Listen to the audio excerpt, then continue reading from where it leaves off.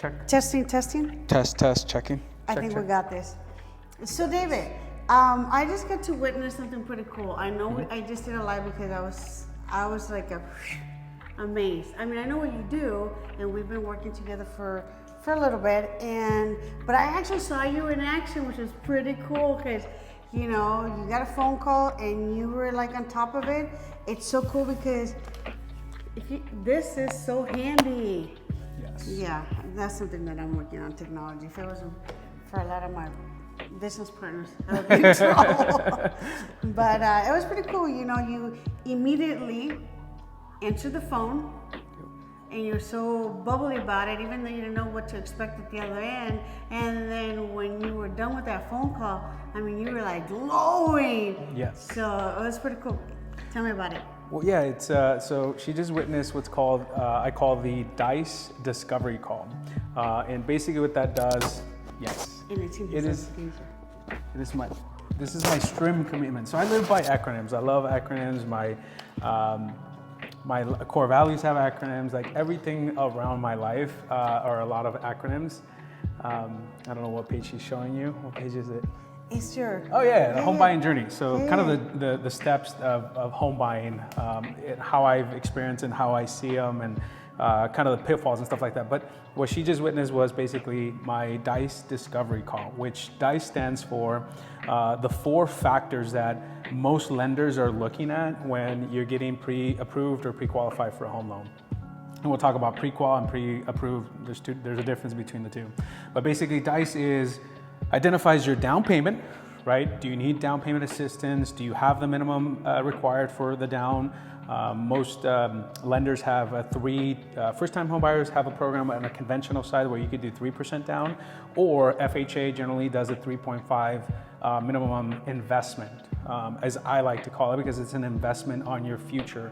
So it's not an expense, it's an investment for the long term, because generally, real estate grows, meaning your money's still there, except for in 2008 and people that bought over the last probably, 2 years. They saw a dip, but that will be back for sure, like maybe 10 years from now. So I had to disclaim that and throw a big year gap there. But so that's what the D stands for, income. The I, income. So that one's a tough one because everyone's situation is going to be different, meaning that I have 2 car payments, one's about to be paid off. I have everyone's situation is going to be completely different. There is no, I can't sit here and tell you 100,000, 50,000. Like I can't tell you because your situation could be different than, the next person's situation. So, but the quick calculation of how we do that is your gross income. Your income before they take any deductions, all the other things that we generally don't like to pay, and then your monthly obligations. You divide your monthly obligations that appear on credit. We're not looking at your electricity bill. We're not looking at your cell phone bill. We're not looking at any of those things that are not on your credit. Now, if you do self-report it, we still take it out, so it does not matter, okay?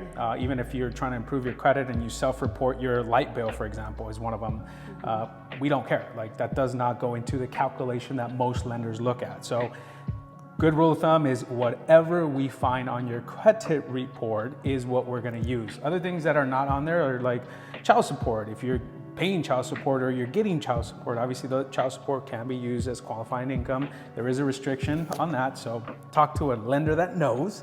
But that is the I. Credit is the C. Most lenders require a 580 credit score, and we lost this camera. Oh, what happened? It's okay. We'll go back. So 580 is the minimum credit score most lenders require for actually FHA requires, you're not gonna believe this, is actually as low as 500. $500? No, 500 credit score. Oh, okay. But most lenders have what are called overlays, and they bump it up to 580. There is a few lenders that I know of that do under the 580, and I'm gonna be very, very honest with you, it is painful. Okay, it is rough, it is tough because they have to do their due diligence, they have to, do a little bit more homework to make sure that, you're gonna be paying that mortgage and whatever's causing the 580 credit score below, right? So that should be your biggest thing. If you do have a 580 or below, identify how do you get out of that, right?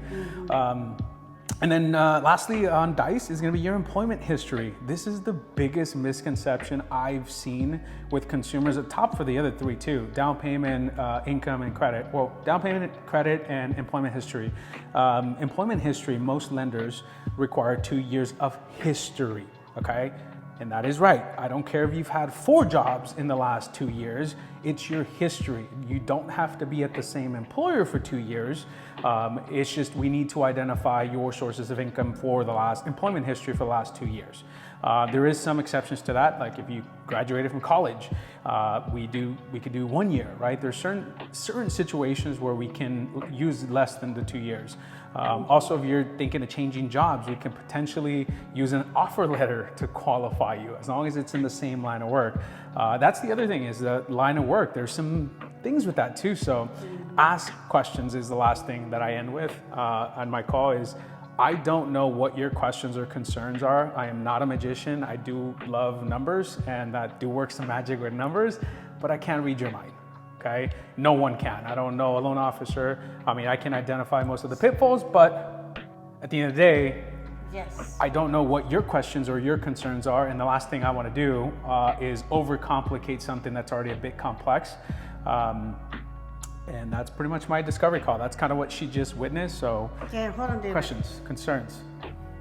Did you get that? 580. Dang it. Okay, 580, and it's not 580 as far as dollar signs. It's a 580 and credit score. Right. Got it. For sure. No, that was actually pretty cool. Like I said, I wanted you to share that because I just experienced it, and I was like blown off. Like, Yeah. what? So. And there's other lenders too that use different. The biggest ones are like credit, income, and assets. That's the other thing. So talk about down payment is the asset portion of it, right? So.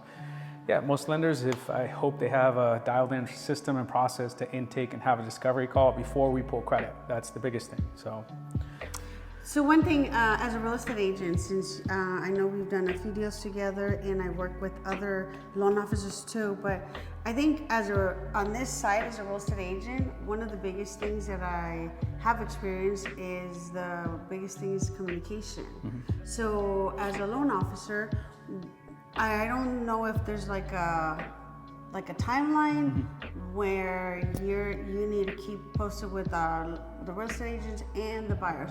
Is there such a thing? 100%. So we are not that busy to not be able to communicate. I do belong to coaching, so our coaching calls are Tuesdays, which we call loan status updates. So basically, we'll call you.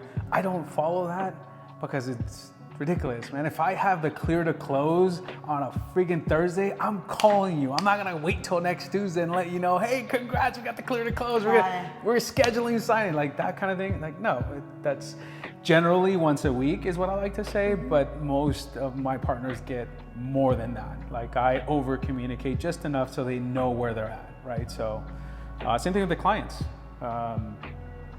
Just communication is very, very important. Yes. Good news, bad news. I don't hold back the bad news. That's one of the things that does separate me with a lot of people is if there's bad news, I like right then and there. If I know the solution, we're gonna fix it. Like mm-hmm. jump on it. Like don't wait 3 weeks. Don't wait 3 weeks to find out that, oh, hey, I need bank statements. You needed bank statements 3 weeks ago. What are you doing? Like, that's kind of one of the biggest things that I am different is we do get, there's a lot of us out there that we do get all the required documents up front. There is certain things that I just don't get because if we don't need them, we mm-hmm. don't need them. Underwriting is not going to ask for us, so don't overcomplicate it. Got it. Well, that's good to know. Well, David, thank you very much for this quick video. That was it? And a little that was update. it. I was ready. Let's go. Yeah, let's go. We're 10 minutes in. There's no way. Yeah. Are you kidding me? Yeah. That was easy. Yeah, I know. Oh my God. Stay tuned for more, guys.